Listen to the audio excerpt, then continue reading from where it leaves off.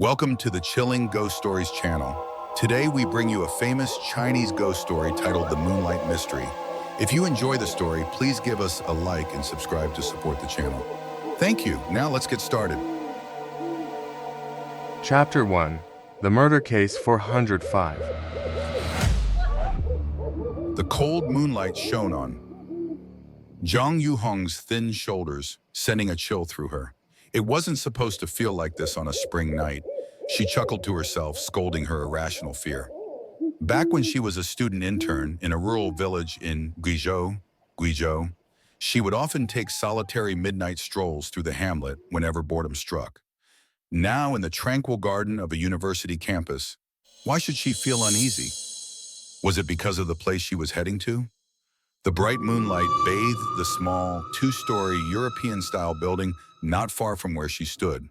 Built in the 1930s, it was said to be the oldest structure at the Swan Medical University and was now used as the anatomy laboratory. Its only entrance was to the north, a thick arched doorway reminiscent of a stone grotto. Above it, a second-floor balcony jutted out. The arch's gray walls, bleached pale by the moonlight, cast deep shadows over the doorway, making the darkness within appear unusually menacing, as if it harbored something terrifying. If it weren't for tomorrow's midterm exam in anatomy, she wouldn't be venturing alone into a building filled with corpses, dismembered limbs of all shapes and sizes, and the overpowering stench of formaldehyde. Zhang Yuhong, one of the last cohorts of worker-peasant-soldier students, had finally fulfilled her dream of returning to academic study after 7 grueling years of waiting and hardship. But now, at 26 years old, her foundational knowledge had gaps, and no matter how hard she tried, she couldn't match the memory and quick thinking of the 17 or 18-year-olds around her. Still, her strong-willed nature drove her to excel. Tonight's visit wasn't a last-minute attempt at cramming, but rather an effort to perfect her understanding and clarify the last hazy details. Anatomy required hands-on study of physical specimens for a multidimensional and concrete grasp of the subject, making the anatomy lab the ideal place for revision. In the Second Medical University of Zhengzhou, the anatomy lab was steeped in chilling rumors. Stories told of midnight horrors involving mysterious entities, a monstrous cannibal preying on corpses, a vengeful ghost, or a tormented, wandering spirit. All the victims were innocent medical students. For students, the lab became a forbidden zone after 11 p.m. when the self-study hours ended. Earlier that evening, Zhang Yuhong had studied there with her classmates. After the lights went out at the bell, they had all returned to the dormitory together. But even after settling in, she couldn't shake the feeling that her preparation was incomplete. Determined, she made her way back alone. Lost in thought, she suddenly found herself standing before the arched doorway.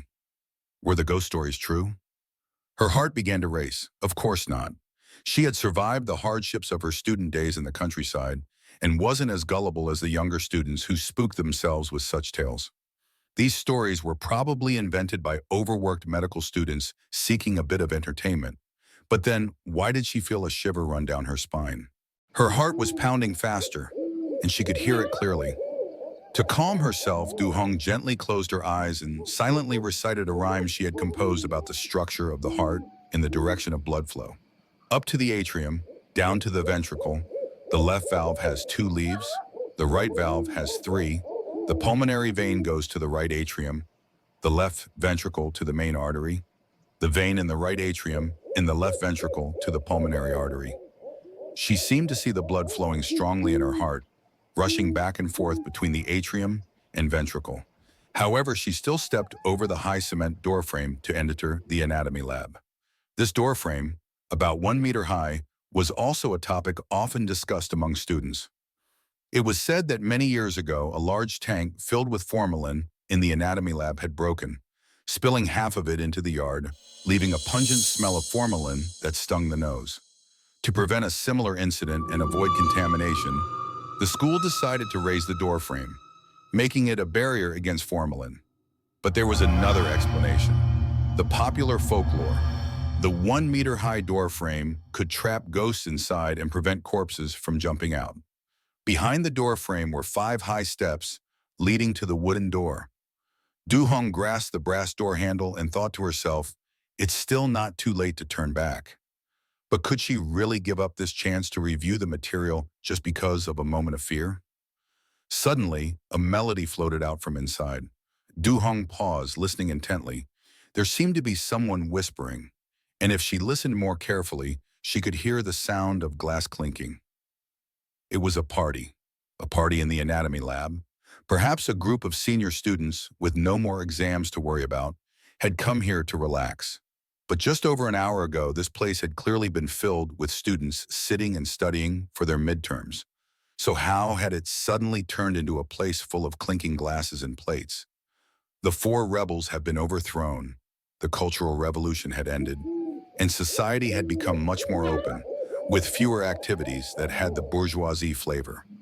Du Hong took a deep breath and pushed open the large door to the anatomy lab. 1 month later, the third-year medical tutor, Lu Bingchang, entered the female dormitory. His mind was heavy with many thoughts, so he forgot to present his work card and sign in. Fortunately, the old woman at the door, who usually saw him around, knew he was the tutor and assumed he had business with the students, so she didn't stop him, allowing him to pass without interruption. Bingchang went upstairs and stopped in front of room 405. It was almost dusk, yet the hallway lights had not been turned on. The door was closed tightly. He paused for a moment, then gently knocked on the door. After a small gap opened, the face of Tiao Tung appeared. "Hello, Teacher Bingchang. How is she?" He didn't enter immediately, just asked quietly. Sometimes stable, sometimes not. There are times when she's as lucid as before and understands everything clearly. But suddenly, she starts saying strange things. Tiao Ting lowered her voice to speak softly. "Teacher Bingchang has come, right? Why don't you invite him in to talk?" A clear female voice called out from inside. Du Hong was wearing a light green plaid nightgown, sitting sluggishly by the window and gazing outside. She slowly combed her jet black hair, which had grown nearly shoulder length. Her pale hands revealed faint green veins. Bingchang closed his eyes slightly, and the image of Du Hong from not long ago flashed in his mind. A girl with short hair cut just above her ears and a face full of rosy vitality. Yet in less than a month, she had turned into someone completely different. What had happened? Hong continued to stare out the window, not reacting to Bingchang's presence. She combed her hair more and more slowly, as if she wanted every single strand of her hair to be meticulously smoothed. Bingchang thought to himself, since joining the school, she's always been progressive in her thoughts, diligent and simple in her lifestyle. When did she develop such bourgeois habits? "Teacher, I heard that you also graduated from the school. Which department and class year did you graduate from?" Hong's question carried no hint of pathology. Without hesitation, Bingchang replied, "I entered university in 1961. Du Hong's frail body trembled slightly. She turned to face him, her pale face looking even more fragile. "Then you must have heard about the moonlight?" Bingchang's thick, dark eyebrows furrowed even more. He thought, what is this about? Is she speaking nonsense? But he replied, "Moonlight? Not only have I heard of it, but I've often seen it. These past few days, the sky's been cloudy, so of course it's not visible. But on clear nights, there's always beautiful moonlight." Du Hong stopped combing her long hair, letting her hand drop as she asked in surprise, "You really don't know?" "I thought all students from that time had heard about the moonlight. Teacher Bing Chang, what was student life like back then? I really want to know. And if I could experience even a little of it, that would be wonderful." Speaking nonsense, completely nonsensical. Bing Chang felt a heaviness in his heart, the sense of having lost this student. His eyes inadvertently rested on the comb Hong was holding. It was a coiled comb with multiple rows of teeth, both a tool for combing and an ornament. Most striking were the dozens of gemstones embedded on the back of the comb, some jet black, others a deep blood red. Even in the dim room under the white light, it reflected dazzling rays. Du Jing, standing nearby, noticed Bing Chang's unusual expression and thought to herself, "It makes sense. How could teacher Bing Chang have expected Du Hong to use such a precious comb? When I first saw it last week, I was surprised too." "Your comb," Bing Chang suddenly didn't know how to continue. "It's beautiful, isn't it? The colorful rays from the red and black gemstones always captivate me. The more I look, the more I feel my heart stir. It's indeed a valuable piece, but surely it's not considered a sign of decadence, is it? Du Hong looked straight into Bing Chang's eyes. It's fine, get some rest and try not to overthink things. Bing Chang hurriedly said his goodbyes and left. Du Jing followed him out, silently accompanying him to the staircase. Suddenly, Bing Chang said, "You should help Du Hong change her clothes and tidy up. This morning, the expert panel concluded that she needs thorough treatment and hospitalization. I didn't want this to happen, but the Student Affairs Office has been pressuring me, so I had no choice but to comply. I've already sent a telegram to Hong's family. If they have no objections, she'll begin her hospitalization." Du Jing's eyes widened in shock. Psychiatric hospital? That's terrifying. Isn't there any other option? It's all for her sake, Bing Chang sighed. Teacher Bing Chang, why are they keeping me here? Perhaps it was her white hospital gown, but Du Hong looked even paler than she had a month ago. Her hair had grown longer, and a strand fell over her cheek, accentuating her gaunt face. Everything here was white. They said white was the color of heaven. The long, quiet corridor exuded a sense of stillness. Du Jing, teary-eyed, had accompanied Du Hong to the hospital and had endured a month of sadness, feeling drained by everything, as if she were the one hospitalized. Today, Teacher Bing Chang called her, the class monitor, and the class's Communist Youth League secretary. The four of them cycled to the hospital to visit Du Hong. Seeing her now almost brought Du Jing to tears, and everyone present felt a pang of sorrow. Bing Chang looked at Tu Haiting, the doctor in charge of Hong's treatment.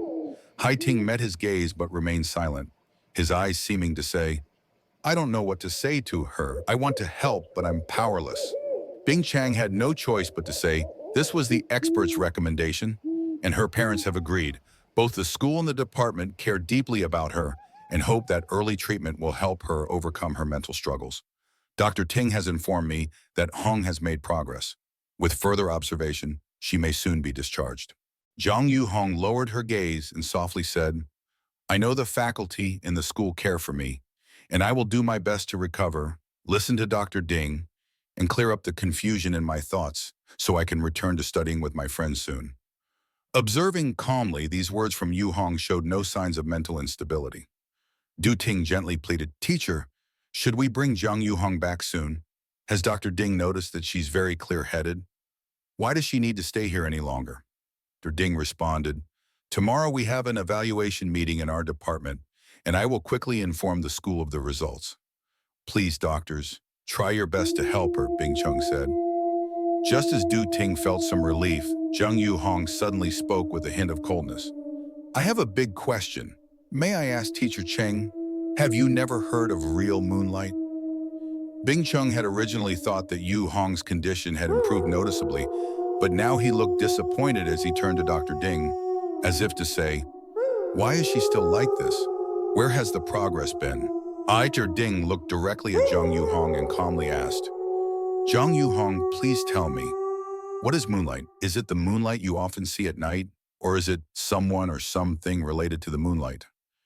Zhang Yu Hong looked into the distance, frowning slightly. "If I already know, why would I need to ask around?" Bing Cheng sighed softly. "Yu Hong, please rest well and don't overthink things. Your friends are all looking forward to your speedy recovery." The one most disappointed was Du Ting. How long would it take before they could hear Yu Hong's cheerful voice in the dormitory again? Ting tried to suppress the rising sympathy, gently saying, "Yu Hong, I went to the 5 Courtyard store and bought you some duck gizzards with 5 spice and the tofu brain you like. I've left it with the nurse, so remember to pick it up and eat it. When you're better, we'll restore our old routine. We'll take a stroll down Beijing Street on weekends, okay?" Zhang Yu Hong's pale face suddenly brightened with a smile. "Why not? I can't wait any longer." Her smile made everyone wonder, didn't she have any illness? Zhang Yu Hong then asked, "Speaking of Beijing Street, I've been here day and night. What day is it today? If I leave the hospital, will I still make it to the July 1st parade on Beijing Street?" Du Ting answered with a smile. "Today is only June 14th. Just cooperate well with Dr. Ding, and you'll definitely be able to join the celebration for the party's birthday on July 1st.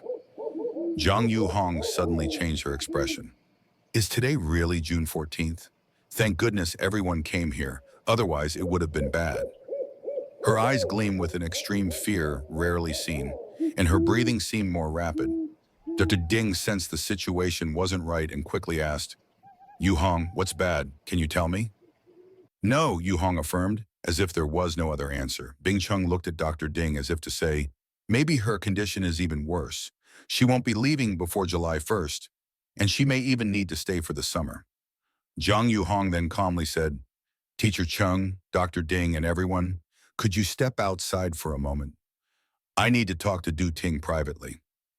The class president standing by hesitantly intervened. If Jiang Yu Hong has any mental issues, the organization can help her. There's no need to discuss it like this in private. Yu Hong sneered. A matter related to life and death. Can I just tell you like that? Ding and Bing Chung exchanged quick glances, signaling for the class president and the youth league secretary to follow them out of the room and close the door. Through the window, they saw Jiang Yu Hong tightly gripping Du Ting's hand, speaking emotionally, her face covered with tears. Du Ting looked extremely confused and kept nodding. A moment later, Du Ting emerged from the room, stunned. Teacher Chung and the youth league secretary hurriedly asked, What did Yu Hong say to you? Du Ting stood frozen, speechless. Suddenly, everyone heard a series of loud thumps, and when they turned, they saw Zhang Yu Hong running to the window and banging violently against the glass. Two nurses rushed over and grabbed her from both sides, while inside, Yu Hong was still screaming. Du Ting looked sorrowfully through the window, and Yu Hong had stopped struggling, her face soaked in tears. The two nurses exchanged looks, and Yu Hong slowly shook her head, while Du Ting nodded slowly. After Yu Hong was taken away, Dr. Ding said, Du Ting, in order for Yu Hong to recover quickly, I hope you won't hide anything from me. If there's anything, please tell me. I promise I will keep it confidential from the school. Teacher Chung will understand. After a moment of silence, Du Ting spoke softly. Actually, there's nothing to hide. She said, I'm her best friend, and she hopes to see me again.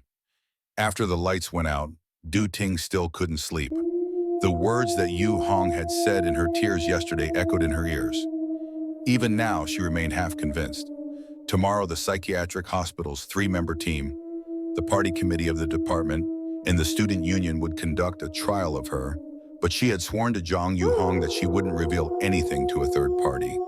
Had she been too naive? Shouldn't she have been more flexible and not take the oath so seriously? Haiding did not immediately show any signs of displeasure. He recalled the past and realized that he could not blame Teacher Bing Tang for being suspicious. So he said, Teacher Tang, please continue your investigation. It wasn't just my decision to discharge her. Both veteran homeroom teachers also agreed after a consultation. Did she mention anything about the moon or such things again? Dr. Ding shook his head. Xiaonia had lost a lot of weight, but her eyes were still full of life. Upon seeing Bing Tang, and knowing she was returning to school, she was overjoyed, looking completely healthy without any sign of illness. She smiled and asked, Teacher Tang, how are my classmates? I'm still self-studying. Although I've missed a lot of classes, I still want to take the final exams. Bing Tang sighed in relief, smiling and said, Everyone is fine. Don't worry about the final exams. It's not important. You have a solid foundation, and the department will arrange for you to retake the exams during the summer. You'll definitely catch up with your classmates. The driver, Mr. Bian, helped Bing Tang carry Xiaonia's luggage to the dormitory. The hallway was dark, and as they were approaching room 405, a female student running joyfully bumped into the driver, causing a wash basin to fall to the ground, scattering Xiaonia's comb and toothbrush. Xiaonia, who was walking ahead, turned around and exclaimed, then immediately dropped her luggage to the floor and rushed to pick up her belongings. Under the dim light in the hallway, Bing Tang saw a few faint glimmers. He focused and realized that Xiaonia was holding a comb with a wide back, from which the faint glimmers were coming. He stepped closer to examine the comb carefully. It was a comb with a dual function, also used as a hairpin, with several dozen gemstones on its back, some red, some black, making it a piece of jewelry. The memory of a former student with a mental illness came to mind, Tian Yu Hong, who had used a similar comb and later jumped off a building to commit suicide after returning to the university for a year. Bing Tang lowered his voice and asked softly, Xiao Nia, where did you get this comb? Xiao Nia replied, a lady, the mother of a patient, gave it to me while I was in the hospital. At first I hesitated because it was so expensive, but she insisted, and I couldn't refuse. What's the patient's name? I only know her surname is Wang, and she had been a long-term patient, but she was discharged last week. Xiaonia hurried into the room where her roommates, who had been anxious, were relieved to see her looking completely healthy. The small room was filled with laughter and conversation. While driving back, Mr. Bian couldn't help but ask Bing Tang, Teacher Tang, the security team still talks about that 405 murder case.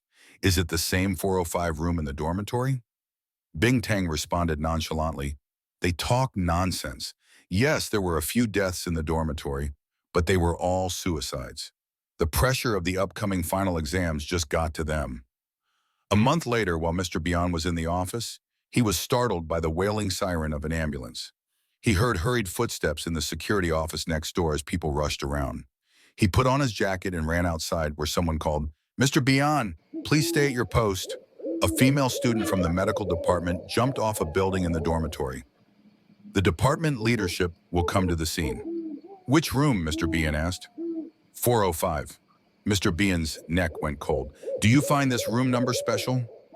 Diao Hong was intently staring at the plaque for room 405 when she was startled by a chilling voice. A tall, thin figure with long hair and a short dress near the ground glided into the room. If it hadn't been broad daylight, one might have thought it was a Yu Weihun, a beautiful ghost who died an unjust death. Do you remember the murder mystery movie, Murder Case 405, we watched as kids? It was famous because its plot was so terrifying and suspenseful. The impression of that movie was so deep that people were afraid to live in rooms or hotels with the number 405. Even newly constructed apartment buildings avoid having a room numbered 405. Since 1907, there have been 12 female students who died in the same way, jumping off the building, all on the same day, June 16th. Isn't that strange?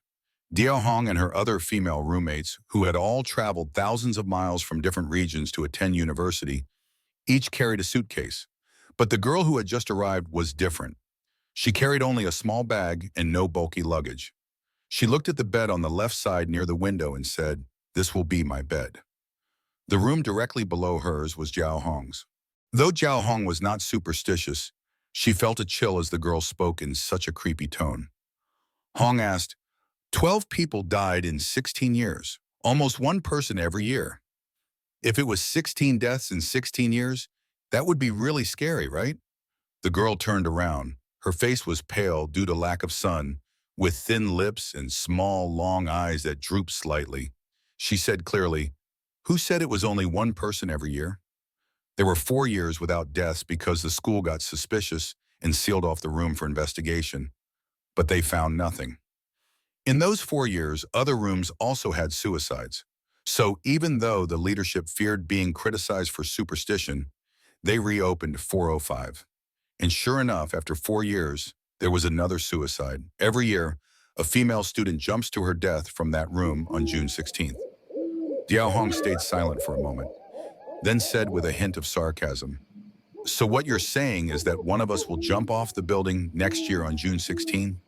Maybe we should all write our wills, just in case it's our turn." The ghostly lady laughed and said, "I can bet that one of us will die on June 16th next year."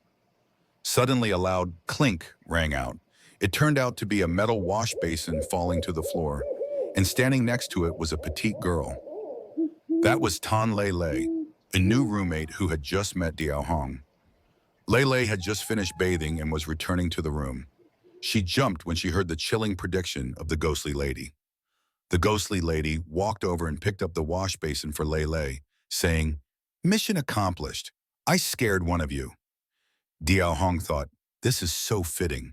If Neian Taishen were here, it would be just like one of those old ghost stories. She smiled but held back a laugh, not wanting to seem rude. However, the ghostly lady noticed and said, "I bet you're thinking I'm a madwoman like Neian Taishen, right?" Diao Hong looked at the girl closely and smiled. "What do you think? You have slender eyebrows, long eyes, a small nose, and a tiny mouth. You're very pretty." The ghostly lady replied, You're pretending, aren't you? I've always thought I would be perfect for the role of Yuehun Ghost Lady. It's all my mother's fault. When she was pregnant with me, the Cultural Revolution was raging. She had to watch people being publicly humiliated and tortured to death, so I think I've been haunted since I was in the womb. Diao Hong chuckled. The more you say, the more bizarre it gets. The next girl to enter the room was tall and carrying blankets. She smiled slightly as she stepped into the room. The ghostly lady was slightly surprised. Chu Men, weren't you assigned to room 403? Chu Men had been chosen as a temporary class monitor, and Diao Hong had heard Lei Lei mention her earlier. Men was a key figure from the prestigious Jiangjing High School, frequently attending formal city events. Men's father had studied in Germany for several years and was now a cardiologist at Jiangjing Hospital. I was assigned to room 403. After hearing about the ghost stories in the murder case 405, I asked to be transferred here. I want to debunk these superstitions. Although I'm not completely unafraid, the party committee and the faculty all supported me. After all, I'm a student leader, Chuman said, putting her blankets down. She turned to Diao Hong and added, You're Diao Hong, right? Teacher Li asked me to choose a class secretary. I know you and Feng Zhongji are both outstanding student leaders from high school, but since I need someone to work closely with the male students, I was thinking of letting Zhongji be the secretary. I hope you don't mind. Though Jiao Hong felt a little uncomfortable, she understood Men's reasoning. Men was very direct, which was rare, so she smiled and said, No worries. I've heard that the workload in medical school is very heavy. I'm worried I won't be able to keep up. Having a little more time to study sounds good. Chuman was about to continue. Even if you don't want to be a leader, you still have to contribute to the class. But when she saw the ghostly lady's cold gaze, she stopped. After Men left, the ghostly lady frowned.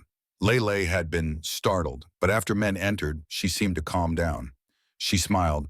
Sang is just, why were you so scared when you saw our class president?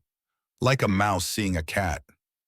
The ghostly lady replied, I'm not scared of her.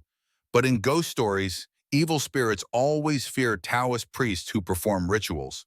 My fate is sealed. I've been haunted by Chu Men since high school. She used to torment me, and now, in university, her spirit still won't leave me alone. Jiao Hong smiled. So in the end, are you the ghost, or is she? The ghostly lady said seriously, What's the difference? You, me, and her are all just specks of dust in this world, easily blown away by the wind.